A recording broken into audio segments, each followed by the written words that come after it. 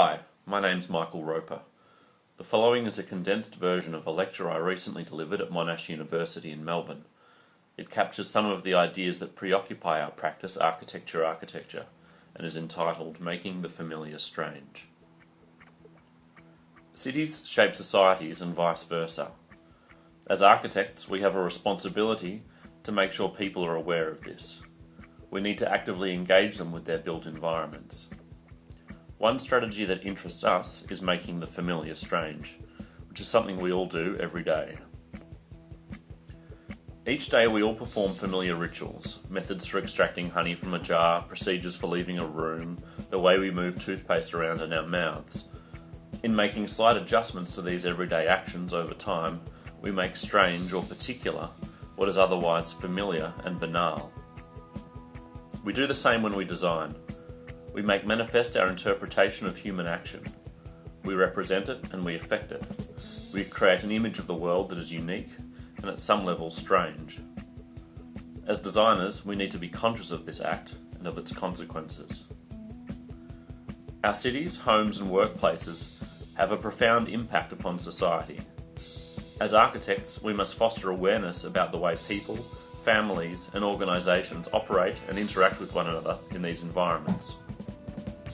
Are people more conscious of their physical environment and its effects will play a more active, democratic role in shaping their cities. By introducing the strange, the playful and the fantastical, we encourage people to re-engage with their physical environments, to reassess the seemingly familiar. We encourage them to explore what is latent in their lives, homes and cities. A friend of mine was recently having dinner at her nana's. For some reason, Nana sat in a chair she'd never sat in. She continually exclaimed how the room looked different from her new vantage point. Her own familiar home had become a place of wonder and discovery. We need to foster these moments. This cyclical diagram represents our ideas on the subject. In general, it explains that when the familiar is made strange, our perception is heightened. When perception is heightened, we alter our behaviour, and thereby modify our environment, in turn making the familiar strange. And here we see Alice doing just that.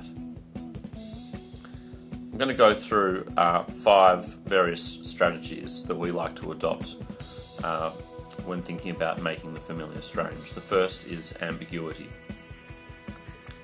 Escher's waterfall challenges our spatial understanding, encouraging close interrogation. Lines in a schoolyard often have no assigned function, encouraging interpretation and play. Ambiguity shifts our focus from seeing things as they are to seeing them as they might be. The mind becomes a generator of unintended and unlikely marriages. In a fit-out of a 24 square metre flat, the function of the space is kept intentionally ambiguous, leaving it open for flexible interpretation. In the project below, an external brick wall is drawn into the house, making the line between public and private realms ambiguous, encouraging interaction between the two. Strategy 2. Reassign the meaning. In this piece, the artist tells us this is an oak tree in the form of a glass of water. There's a violent disjunct between what we see and what we're told. The very familiar becomes very strange. Meanings are reassigned and we are jolted into reassessing what we see and our relationship to it. In this fit-out, everything unfolds about the existing window, defining the room's geometry. The window's value has been reassigned from ordinary hole in the wall to prime spatial generator. The very fabric of the house is called into question. Strategy 3. Awkwardness. Awkwardness challenges notions of order and civility. This Becker photograph of an industrial shed is charmingly awkward. We find ourselves wondering how it came to be this way. This project on the right by Staunton Architects demonstrates the power of a geometric aberration. The restless eye continually returns to the awkward junction to try and make sense of it. In this project, a rather banal brick wall perches awkwardly high over the glass. It is uncomfortable and strange, but without being lazy or undisciplined. The eye recognises this and keeps returning to try and make sense of what it sees. Strategy 4. Blurriness. Juhani Pallasmaa laments architects preferencing vision over the other senses. He advocates making our buildings visually indistinct so that we become sensorially immersed in our environments. Artist Oliver Eliasson seems to align himself with this thesis, creating works of spectral saturation. As the visual space closes in, participants draw upon other senses to understand the space they occupy. Inside this house, a three-dimensional landscape climbs and winds, creating an open terraced landscape for living areas, study nooks and breakout spaces. This project blurs and challenges traditional patterns of daily living, creating a landscape of shifting spatial and social conditions. It encourages active, conscious engagement amongst members of the family. Strategy 5. The Uncanny Valley. This graph demonstrates that when the unreal or the fictitious begins to approximate reality too closely, we find it unsettling, a phenomenon known as the uncanny valley. Here we can chart the moment when the familiar becomes genuinely strange. Thomas Demand's work operates in this realm. Demand carefully reconstructs reality out of paper at 1:1.